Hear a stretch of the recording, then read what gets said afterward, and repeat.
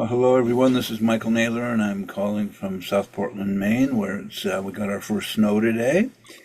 And I have the good fortune of having Russ Hudson with me today to tell about his part two journey with the Enneagram. And Russ is my primary inspiration, and really grateful to have you as my teacher for so many years. And so I got to pick up a few tricks of the trade along the way, and just the framework for teaching with presence was deeply important. I see a lot of that missing in other teachers. But anyway, I wanted to hear about your story, continued story with Don, then maybe approach some other topics if we have time. Okie dokie. Thank you, Michael. Thanks for having me again. Uh, Absolutely. yeah. Well, I think last time I talked about, meeting Don and uh, having to quit my job to meet him and, but how, we both felt something special in that meeting. So after that, I got another job, needless to say. I was working for a record company, actually, which was very interesting to me. Having been a musician, uh, this was a way to sort of make money and stay around music, which was cool. I was in the Gurdjieff work while I was doing all this.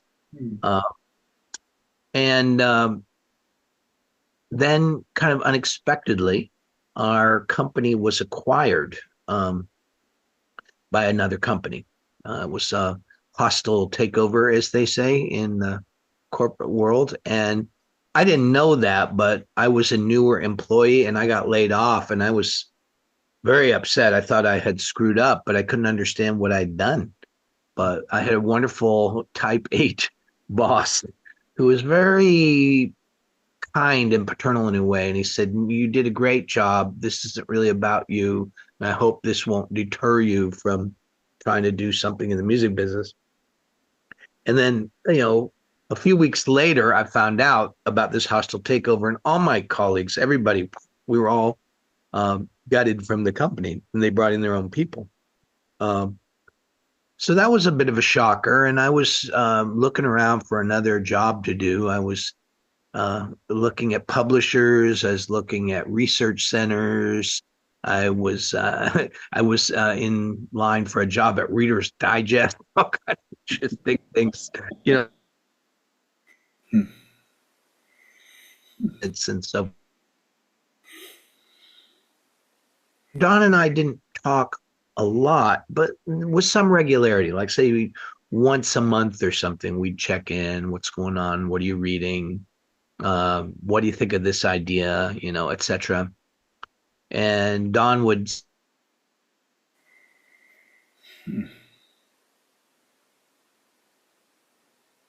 program. And so some of what's in that book, especially the original version, came from out of these conversations that he and I were having about the work.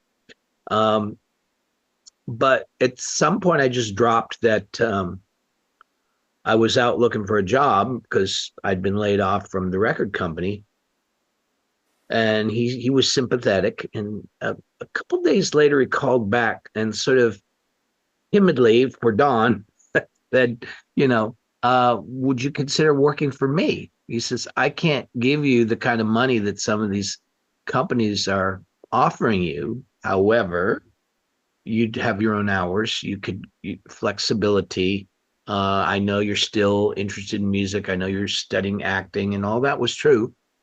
So that seemed attractive to me, and I liked Don. I thought it would be easy and less stressful than some of the other jobs I was being offered, even though there were there were no benefits and it was a lot less money.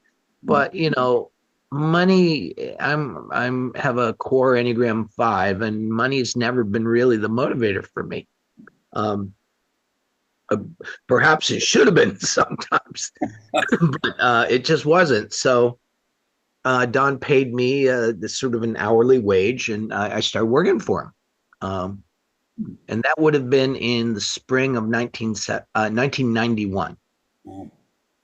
Um, and At first, I was just answering the phones, maintaining the database, writing letters back to people, stuff like that, just office things.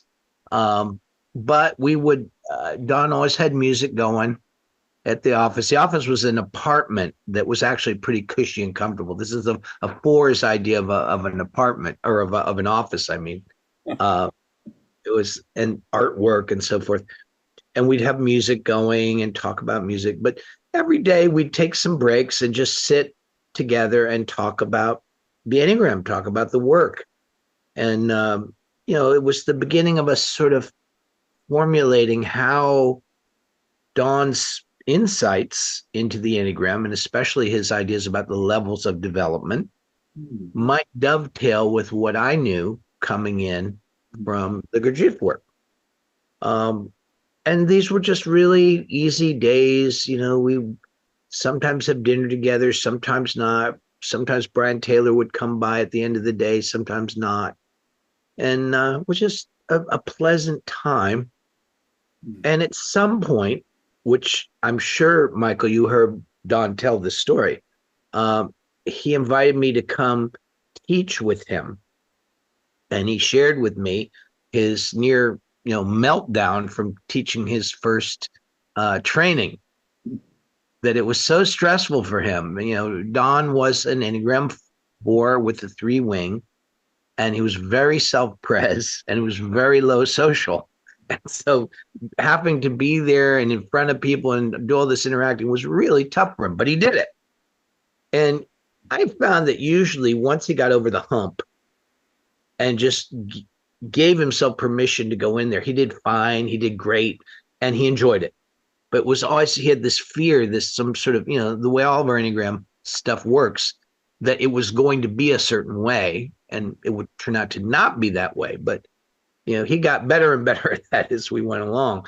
But that was really the beginning of me going to another level beyond just being an office assistant. We were having these conversations, but then he trusted me to teach with him. And the first time was a part 1 training at good old Kirkridge Conference Center in Pennsylvania. You've been there, you know the joint. And I wasn't like officially co-teaching. It wasn't like that. We were sitting in a circle with Don in the front. And at certain points, he would turn to me, at being in the circle, but kind of near him, and say, well, Russ, is there anything from the Gurdjieff work that would maybe relate to what we're saying? And then I'd put in my 2 cents worth. And so it wasn't officially teaching yet, but it was the beginning of him, I think, feeling he had some backup. He had somebody there with him.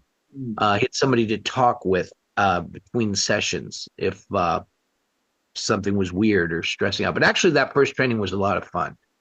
I remember a lot of the people that were in that went on to do interesting things with the Enneagram, but it went well. And then he decided to do what later became part 3, but back then was called the advanced. There were just the 2 trainings. And at that one, I was a participant as much as I was a teacher.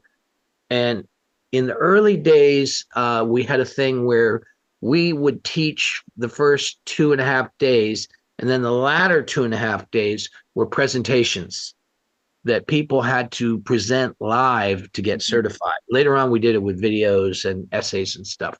But back then, you had to give a live presentation to the group.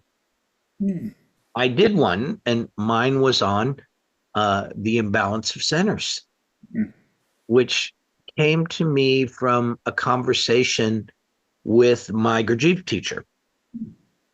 And we were talking about the Enneagram, and I was explaining to him how I thought it was useful in relation to the work. And he thought that made sense. And then I said, I think the Enneagram, what we're looking at here is a way of talking about chief feature, about the psychological manifestations of chief feature. And he thought that was probably correct. He said, if you want to go deeper, Russ, chief feature is your chief imbalance. You could think of it as a chief imbalance. I said, like the imbalance of centers that we learn about in the Gurdjieff work? He said, yeah. So then I went and sat down and tried to work out, was there some correlation Was there some way we knew that there was an orientation? These are three belly types, three heart types, three head types. Yeah. Although Chazo didn't call them that, by the way, as some people may know. Hmm. He called them trouble with being, trouble with living, trouble with doing. Oh, okay. Yeah, he hit a very, and Don in the original personality types, along with Ichazo, called the 5, 6, and 7 the doing group. Oh.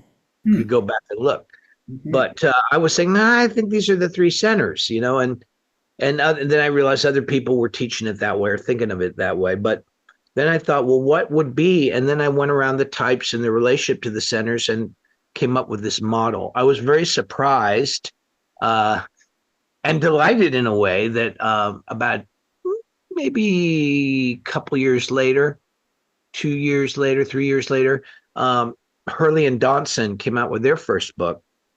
And we met them after that, but they had similarly realized that the types had to do with the imbalance of centers. Their model was slightly different from mine, but it was based in a similar kind of thinking. So it was really nice when we met each other, and it was kind of a confirmation Hmm. of the view.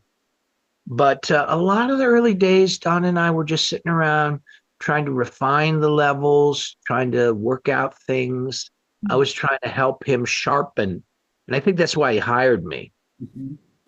He was, as you know, Don would just get all these wonderful creative ideas. He's a classic for that way. But sometimes he would.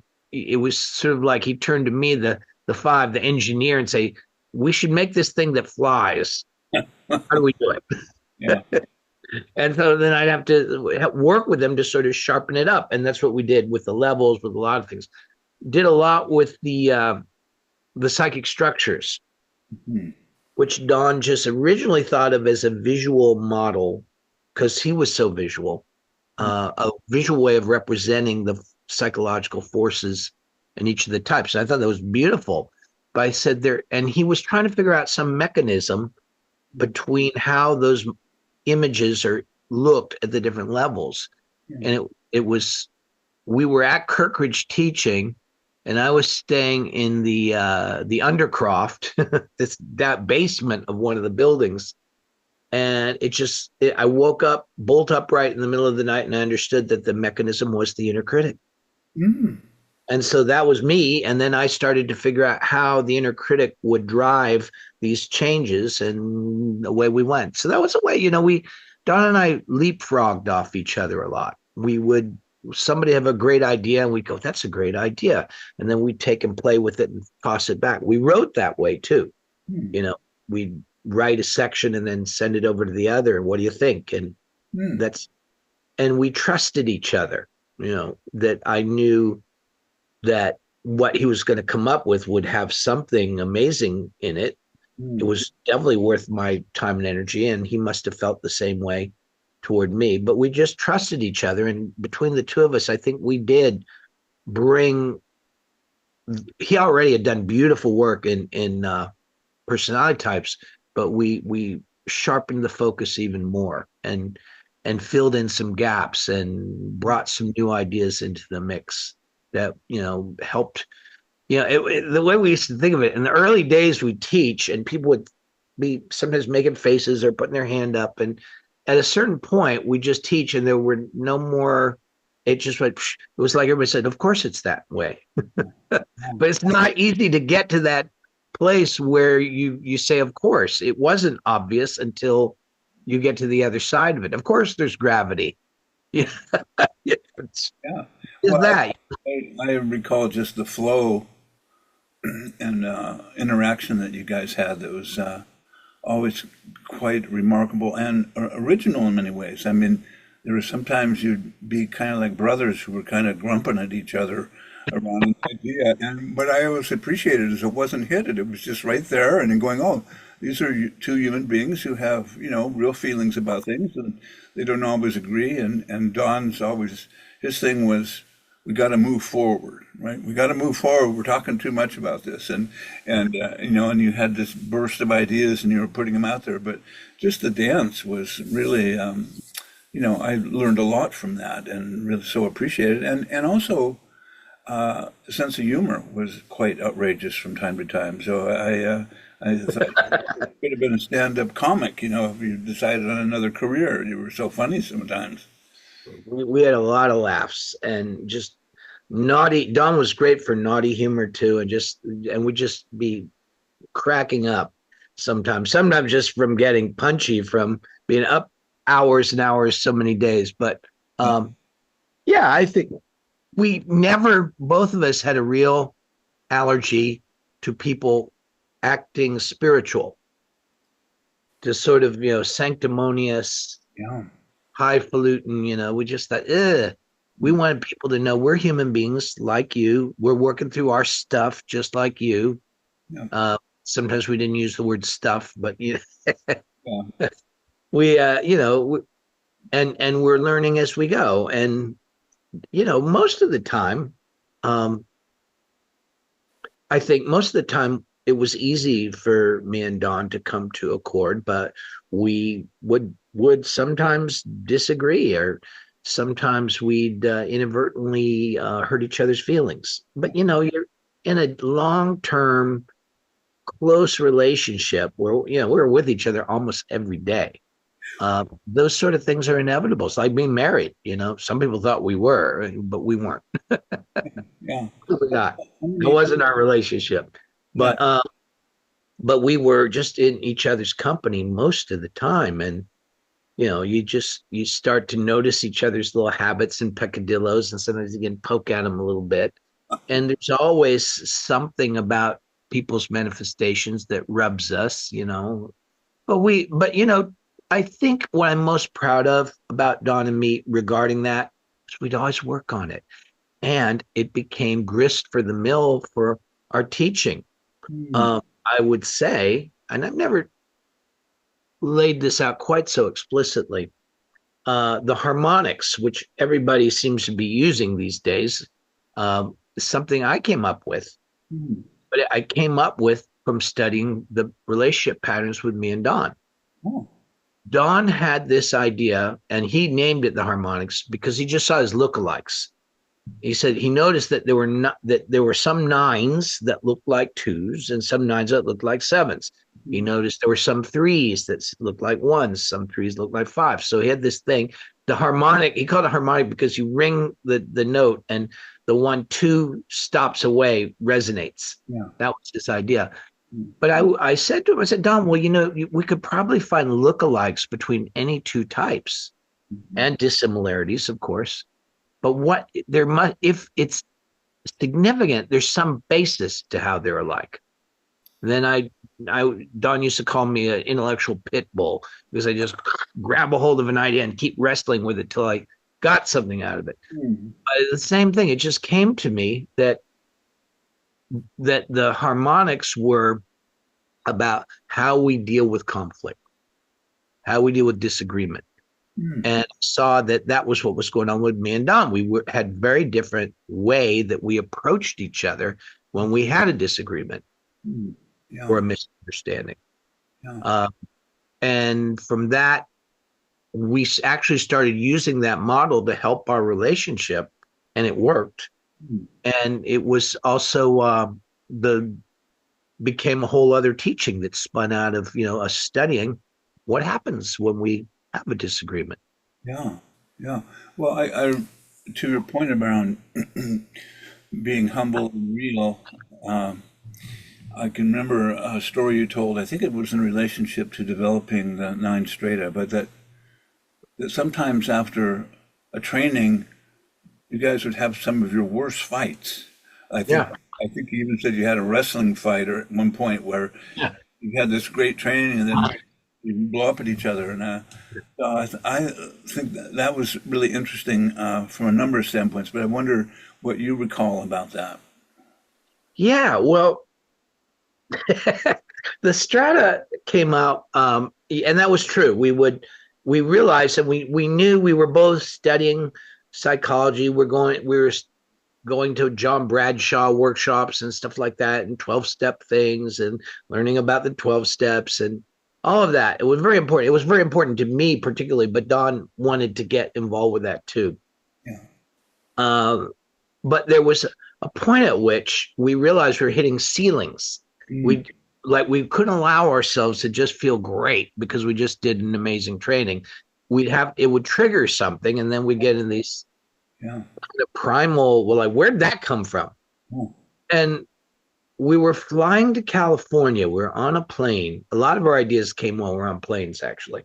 Mm. And in those days, we didn't have money for anything fancy. We were sitting back in the back of coach, cramped in there, sitting next to each other. And we realized this, if we're getting so evolved, how come we keep getting into these terrible arguments and acting all that I said, I don't think that's higher consciousness. It led to another idea too. It was showing, I started to see that how we went to the lower side of our direction of integration. Mm. So I see Don wagging his finger at me and telling me all the ways I was bad and wrong. Yeah. I said, that's not the high side of one. Yeah. And I'd use Anglo-Saxon terms on him. Threatening to,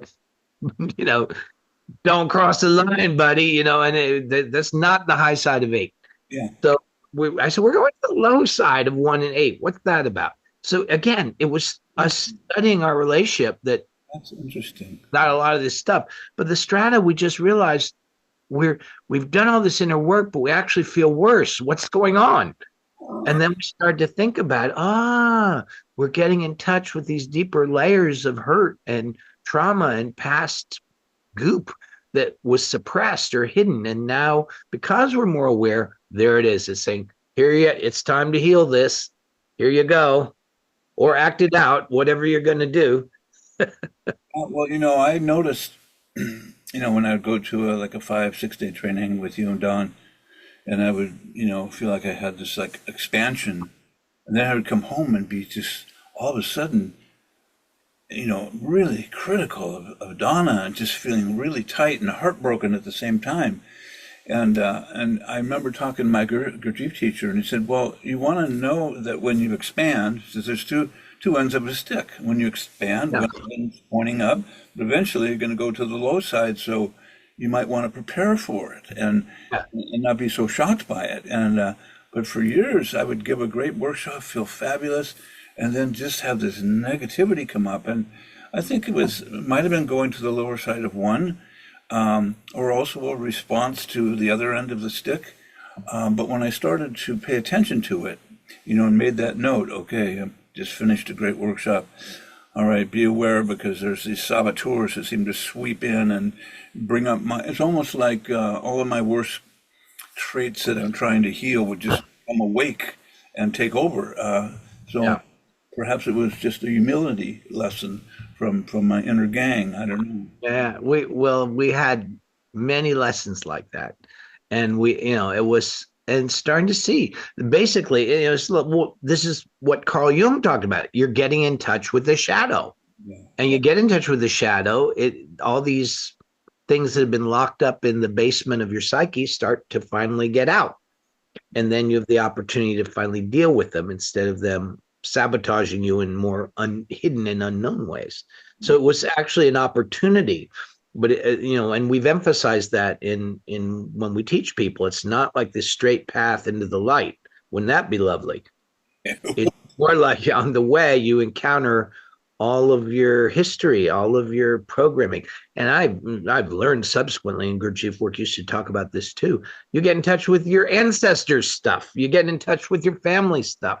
And it's just the opportunity. And then little by little, I came to realize, and I think Don came to realize too, it's not about getting to a goal. There's not some golden enlightenment at the end of the road where you just get to be blissful all the time and talk in a funny accent. No, it really is. We're taking the post of working through the distortions on this level of reality. Yeah. That's why it's called the work. Yeah, and I think what was always, one of the reasons I wrote the book on addiction was I was seeing so many people after years of long-term sobriety relapsing. Sure. Then, but they might have had 20 years of not even needing to see a therapist, but somehow they were riding on the wings of that early recovery, and then they went down and they didn't know what hit them. And most of the time they were so angry at themselves, they ended up trying to kill themselves. Mm. But as I learned, and it sounds very similar to you, is that along the way, it's like each time I've gone through growth, it seems like a more difficult pattern eventually pops up, and I'm sort of at the beginner's place again, going, can somebody help me here? I don't know what this is. It's not familiar to my experience, and so it's sort of a pattern of needing to reach out for help. Well, I'd say every 3 years I'd be up against something that wasn't in a psychology book that I knew of, and Yeah. but has always been consistent for me. And it seems that when I hit a shock point like that, my dear beloved patterns get alive for a while. Like they come out of Yeah. this hermetically sealed cave and go, wow. So I part of the thing I'm really wanting to teach is that this is a natural process, and if you're ready for it, you can Yeah. get help when it happens. Absolutely. And a couple of things come to mind. I used to tell my students, I hate to tell you, you're not going to get a new childhood. Yeah, Yeah, you're going to just deal with the issues of your childhood on deeper and deeper levels. You get closer and closer to the roots. And I also think, it's like as we grow in our actual capacities to be present, to be grounded, to be compassionate, we're able to access the deeper and deeper levels of our conditioning, our wounds, our traumas, whatever it may be, with a little help from our friends. And that's just the way it works. And the strata was also just to sort of let people know that like you said, as you expand in all directions, and you get in touch with the deeper layers of what you are. And they're daunting in different ways as you go. yeah, But that was, just a key thing that we realized and started to realize. It did not, this is the thing I always want my students to know, that doesn't mean something's going wrong. right. It means you're ready now to deal with things on a deeper level. Yeah, and I think that's one of the mistaken thinking for quite a while, let's say in 12 steps, is that you kind of reach this glorious top point. They do say, you're going to have to meet life on life's terms, but there's kind of a little bit of an accidental illusion that somehow it's not going to be really hard again. And it is, and then it isn't. And Yeah. so, yeah. So Yeah. what? Well, so I would just say I've talked with executives, and I've noticed people say, well, do you work with executives, business people? I said, yeah, but I've learned one thing about that. People who haven't had their ass kicked by life yet generally aren't ready to do the work. That's a good point. You think you still think you can win. You still think you're going to get out of here unscathed with all the goodies. Mhm. Everything going to be great. No, no, no, no. It's like, and I've sometimes coached people like, say, why should I learn this? It seems like it's going to be painful, or I'm going to feel all these yucky feelings. Oh my God, I've got money and a good family. And then I have to sort of find a nice way to say yes, and you're going to lose all of that. Yeah. At some point, your kids aren't going to be calling you. At some point, your marriage isn't going to be like it is now. Even if you still have your money, it won't mean the same thing. Your health is going to decline. I said, here's the thing. If life is going to take things from us, life is going to kick our butts sometimes. Mhm. Those who know their inner life and have learned to practice bringing their internal resources to their difficulties, well, they've grown their access to those resources. So when the what hits the fan, Hmm. they've got something. I said, if you've just lived your life taking advantage of the good luck you've had and the externals you've had and so forth, when those losses occur, you can completely crumble. Yeah. And what you're talking about, people relapsing, is the same thing. You might have a good spell in life for a while. Life sometimes gives us these free passes for a few months or years, but at some point, it's going to be hard again. And then what do you have? So that you say, what has changed? What is one of the changes? One of the changes is you've got access to resources when you're dealing with difficulties, Mhm. and you're more appreciative when your life is good. You don't take that for granted or think it's because you're great. Yeah, yeah. So it's most likely a guaranteed humility journey, which is not a bad thing. Humility in and of itself is, to me, just taps into equanimity and a kind of loving connection with everyone. It's not humiliation, but Right. humiliation might precede humility, Yes. depending on how staunch my pride is or my ego. But yeah, and I think, which leads me to a question around some writing I'm doing and hopefully another book. I have to live long enough to finish it because I'm a slow writer. But the whole idea of, when people begin this journey, do you tell them like what it really is like, or do you just allow them to hit the hard spots and then support them? What's a way to lovingly introduce them to this spiritual path? And I think I've had the same experiences. I didn't come onto this path because life was lovely. I had everything wiped out, and then it's like I had eyes to see and I was teachable. And Yeah. Right. I wonder what you think about that. Like, what's a compassionate way to prepare people, or is there one? Well, I think there are ways to make it easier and more support people in embarking on the journey. Mhm. One way I tell them is that, well, honey, you already been on the journey in some ways, or you wouldn't be here. Yeah. You wouldn't be here in this workshop. You already have some questions, right? Percolating up. The other thing is I try to show them experientially what essence is, Mhm. what they are on a deeper level, that there really is this other life that is they're leading under the surface of things, that there is this that what they're seeking is closer than they think. Mhm. Then I say, and let's look at the fact that that's not where we're hanging out most of the time. Let's be honest about it. Mhm. And so if you want that to be more in the center of your life, there's certain things that we have to do, certain tolls we have to pay, certain bridges we have to cross. Mhm. And that one of the things that's going to come up is we're going to start to feel all the things that we've suppressed. Yeah. We're That's going to start to notice all the ways we're mean to ourselves.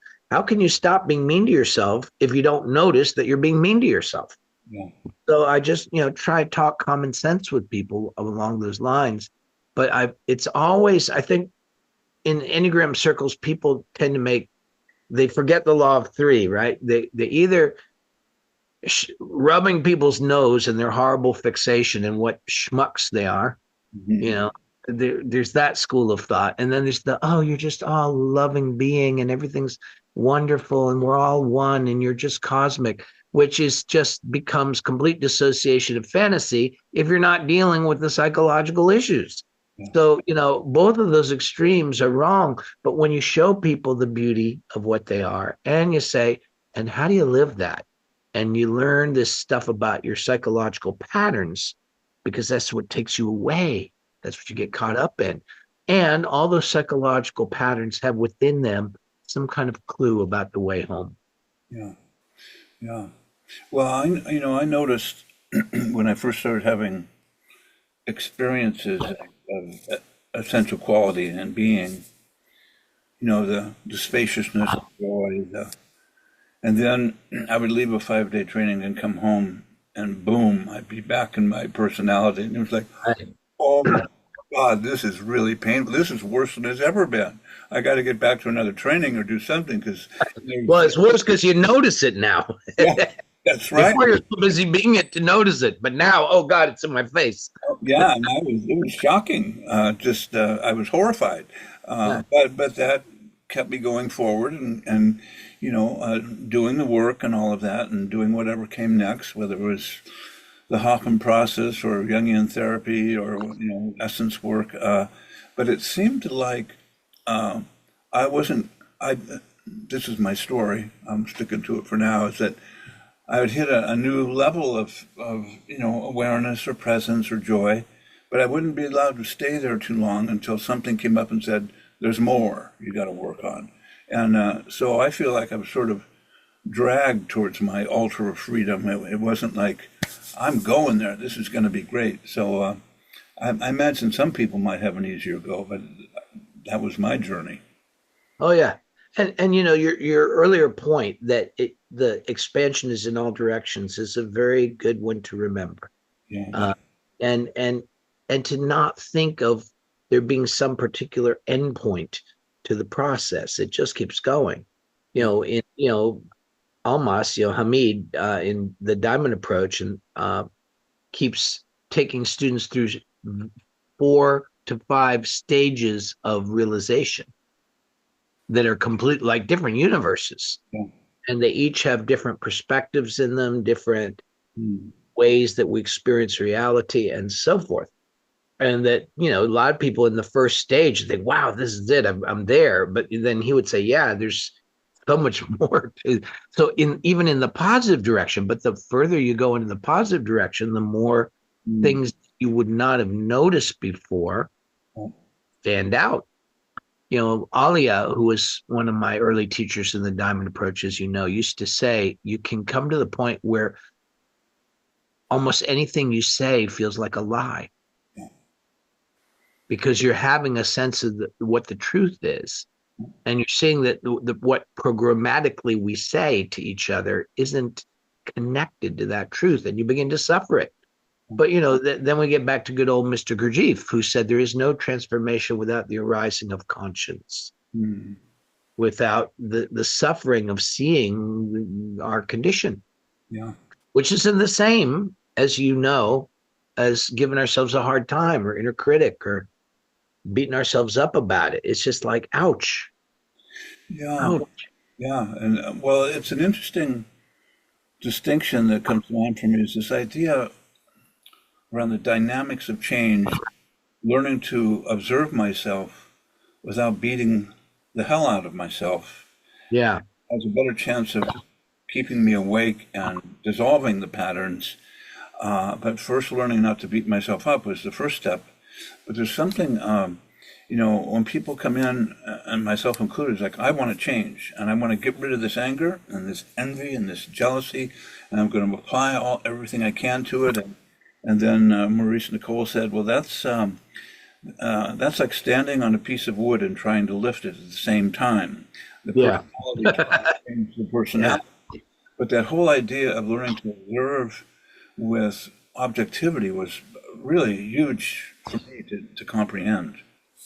Yeah, well, Gurdjieff talks about self-observation, and we read that and go, yeah, yeah, yeah, and we think we know what he means. Yeah. It takes a while before we know what it means to actually self-observe. It Mm. takes a while before we find the centers and experience them, rather than experiencing the side effect of our absenting of them.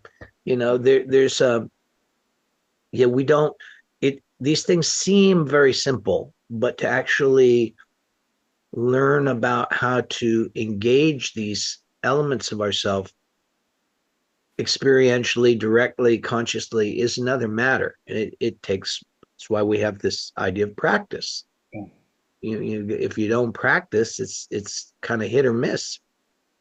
Yeah, it's interesting. One of the other things I notice is that people sometimes, like once a year, they'll come to a training and they get blown open. They go, "Oh, this is fabulous."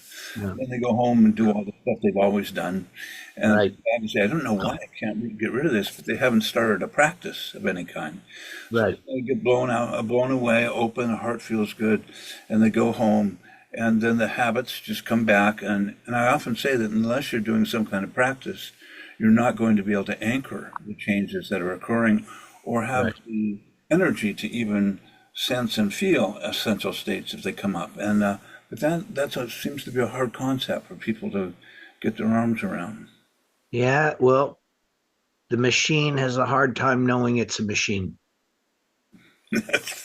And something else has to wake up enough in us Yeah.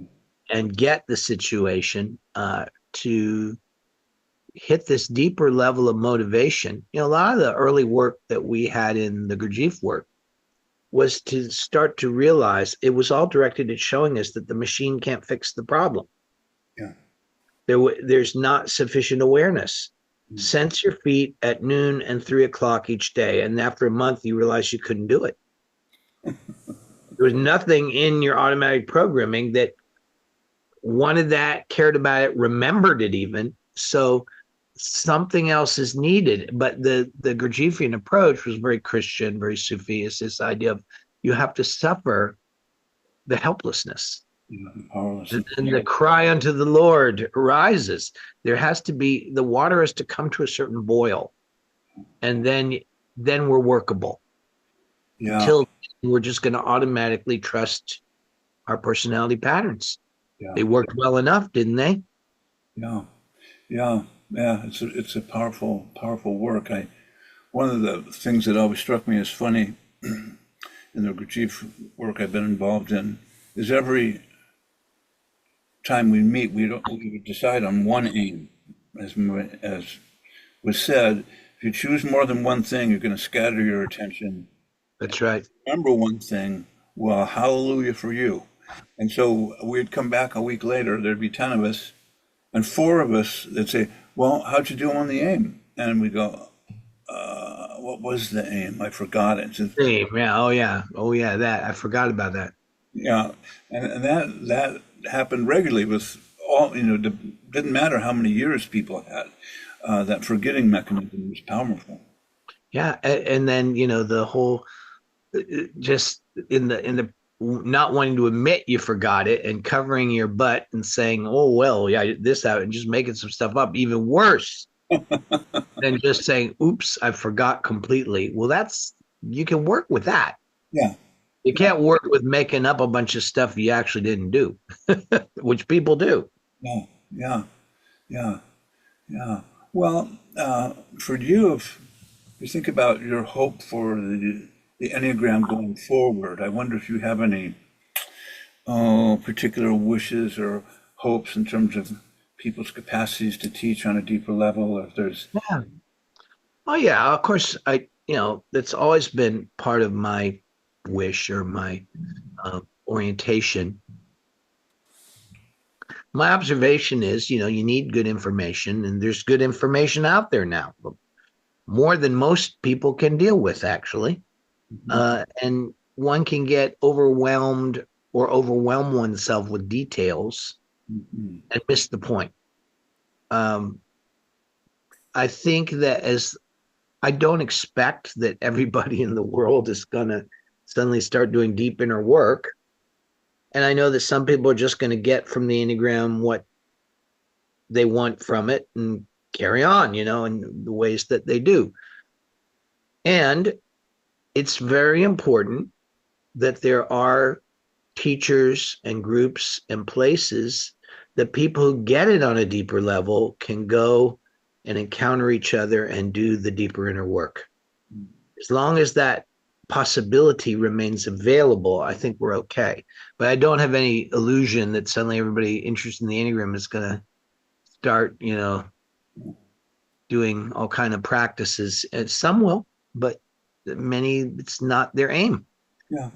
And I'm okay at this stage of my life. I'm okay. I don't think everybody has to be on the train.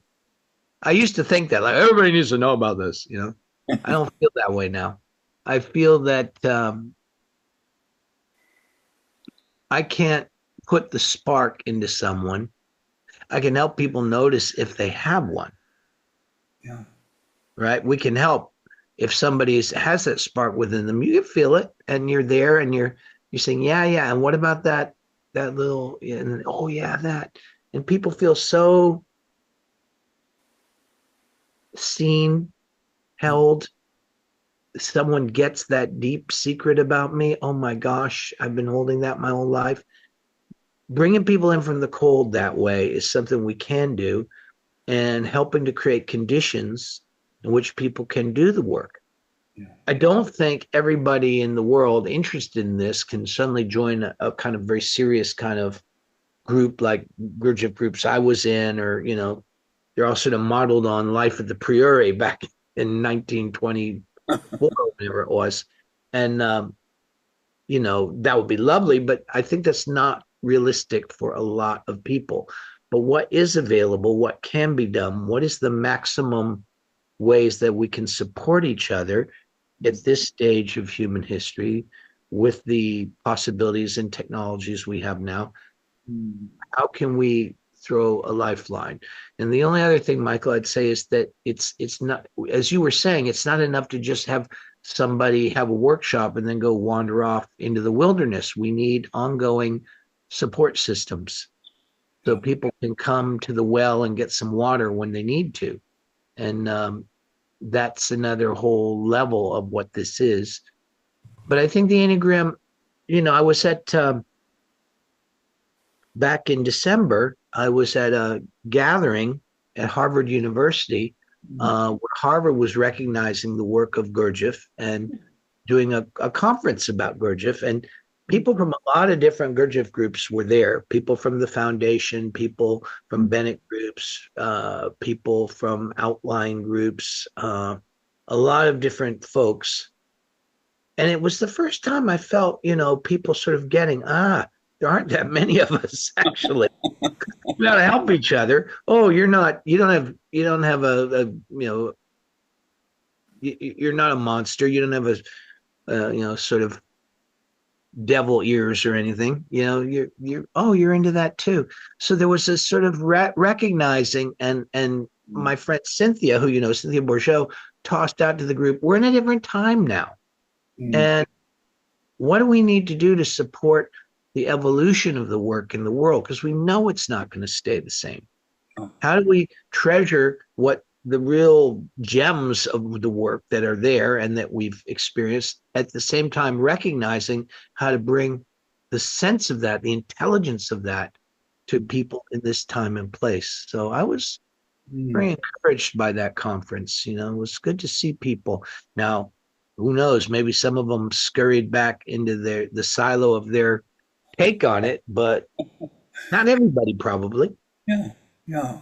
Well, it's quite a mystery how it evolves. But I was thinking, back in 2006, when I was at my first part one with you, Mhm.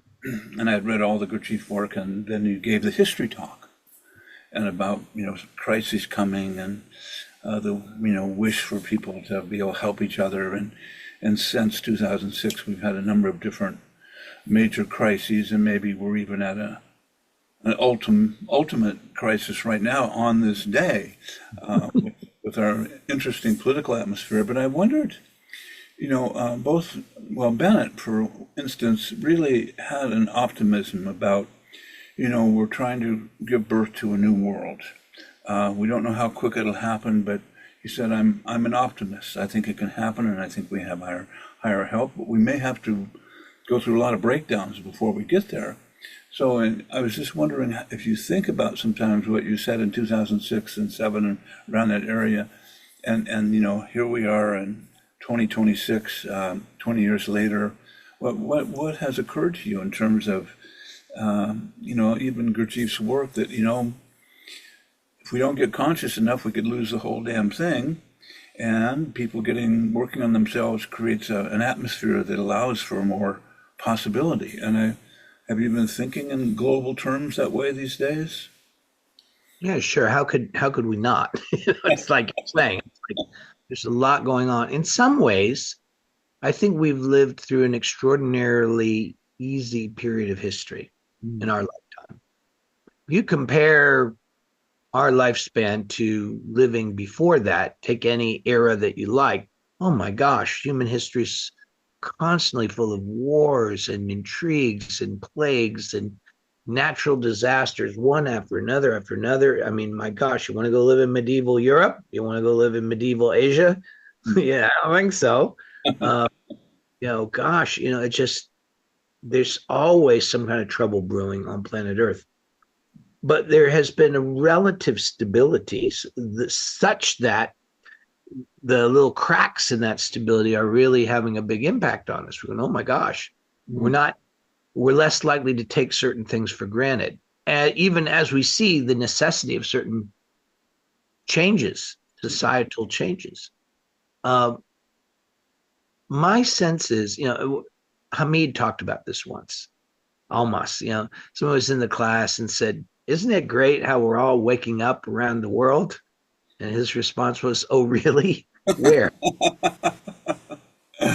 He said, he says, not different. There's always a few people waking up, helping each other. It's always a few, but a lot of it, he says, is just spiritual fashion. It's not really inner work. Yeah. But he said, we must think of these things. The goal is not, next year or the year after, or probably even in our lifetime. He said, you should think in terms of centuries instead of years. You should think in terms of millennia instead of months. And that you're just part of the link of this going on. And sometimes I've had inner experiences that sort of supported that idea of feeling part of a continuation, a lineage. Yeah. And but I think looking at the raw core of your question, I think I agree with Bennett that ultimately the evolutionary force is going to evolve us one way or the other. I think there's a hard road and there's an easier road. One way or the other, we'll get there. But the question is more about what road do we take? And I think we're upset because right now it seems like we've chosen the hard road. Yeah. But who knows? You never know. Things can change on a dime, and the future is unwritten, as Flash used to say. Well, look, I was wondering if you could say a little bit about the course, the year-long course you're going to be teaching. Just, I know it starts probably in a week and a half, something like that. And anything you'd like to say about the course and that could inspire people to sign up? Yeah, it's well, there's a lot of elements to the Enneagram, and people teaching all kinds of things, and people kind of know the sort of things that I'm putting out. I would suspect they're taking the trouble to listen to us talk. They have some interest in what we're doing. But I'd say the holy ideas are very advanced work from the point of view that you have to really want to learn about them. They're not just a little pick-me-up. Get like learning about your type or something. Yeah. The virtues, for example, are a little easier. They feel more human. They feel more relatable.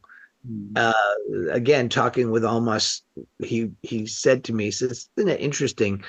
The virtues are more appealing, but they're much rarer. Interesting. Because how many people really walking around in serenity or humility or authenticity in the deepest sense of what those mean? It's very rare. It means you've actually integrated these essential states. Yeah. But I think holy ideas, you can teach about them a lot of different ways. I'm looking at how they impact our patterns. I'm looking at how they help us relax our fixated view of reality. And that's, I think, closer to what Ichazo's original notion was, because he called them also psychocatalyzers. Really? Yeah. So they questions that we can bring up, ways of relaxing the way that we're experiencing the moment. And so I'm wanting it to be very experiential, but also to give people tools to use these as an aspect of their inner growth. And they are non-dual teachings, but they're they're non-dual teachings for real, in the sense a lot of people who throw that terminology around, they've just found a groovy trance that they like, that they use as a hedge against the crumminess of the world. But if you're looking at it that way, that's very dualistic, right? You got the crummy world and then there's this groovy place. Yeah. Well, that's two. That's not one. The one includes the difficulties of the world. Yeah. So how do we sit in that, and what attitude helps us, and what's it like when our mind quiets down enough to actually perceive this world more directly? So it's about those kind of things. A lot of exercises, a lot of practices, and it's about Awesome. getting ourselves landed in the experiential understanding of what those holy ideas are. Well, will you be using facets of unity or any literature, or is it that? Not so much directly. I mean, obviously, a lot of people are going to read that book or have read that book. Mm, I've mentioned a little bit about the holy ideas, but this course may become the basis of another book. awesome. Um, but there are. I like Hamid's book. He was the first one to really put the holy ideas out front and center in the Enneagram world. And back in the '90s, that book came out. Yeah. Uh, that being said, he's revised his notion of some of them, and I tend to, I partly, and I've had conversations. I have my little disagreements with him about some aspects of it, although most of it I think is Mm, pretty spot on. yeah. But I'm always noticing. Wait a minute, what about this? Yeah. Yeah. Definitely. That's Yeah, good. yeah. So, and he's come around to a lot of my view, but the books are always a crystallization of where we are at a certain point in our journey, and that's where he was in his understanding back in the '90s. Yeah. Interesting. Well, the other thing I just wanted to ask a quick question is around. I saw a training, a retreat you're doing on the atmospheres. Uh, Oh yeah, yeah, yeah. That's that's through the green room. Now that's very interesting because the green room has been a closed group. mhm. We have not invited other folks into what we're doing, but we're doing this one live retreat. It's going to be in Canada. I'm doing this with Catherine Bell, Yeah. and we've been co-creating the green room for the last few years. Mm, And it's going to be about the atmospheres, which is an idea that comes through the Gurdjieff work, yeah. which you may have learned. It's a practice of understanding the sort of soul field, Yeah. is another way you might think of it, and to actually pay attention to the quality and texture of our soul field is a way of inner work. Yeah. And usually you start looking, it's cloudy and turbulated and full of gunk. And you Yeah. start to get present, work with it, and it calms and clarifies and purifies. And it becomes a kind of powerful feedback and way of coming back to ourselves. Yeah. So, we've been working in Green Room with ideas from a lot of Gurdjieff ideas, but also from Tibetan Buddhism. That's Catherine's main background. We've been working with the Lataya from Sufism, working with Kabbalah, a lot of stuff. Oh, But cool. it's just, but this is something we thought could be a benefit. There's only going to be a few spots for that. We keep those retreats pretty intimate and small. Yeah. But yeah, info about that is coming forth, and Yeah. should be a wonderful little weekend. Yeah. Sounds great. Sounds great. Well, look, I really appreciate your teaching today and your sharing, and just want to thank you and look forward to the Holy Ideas year-long thing. I think Yeah. I'm ready for that. Yeah, it's just really good to be with you. Always good, Michael. Just the other thing, just for people, since we mentioned these things, if you want to know about Holy Ideas, go to my website, russhudson.com. Mhm. Quickest way to tune into the Green Room retreat is through awakenedcompany.com, which is Catherine's site. Oh, Uh, but yeah, it's always a pleasure. We always have fun things to talk about, and yeah. good to support each other on this long journey. It is long.